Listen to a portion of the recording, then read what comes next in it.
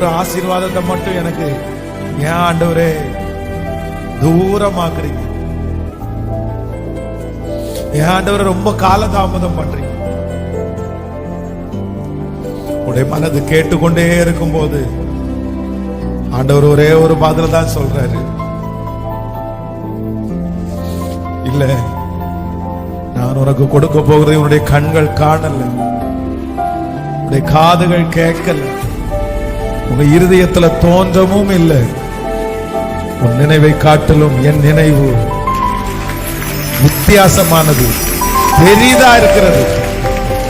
ஏற்ற காலத்துல நான் உனக்கு செய்வேன். நான் உனக்கு சொன்னதை செய்யும் அளவும் உன்னை கைவிடுவதில்லை.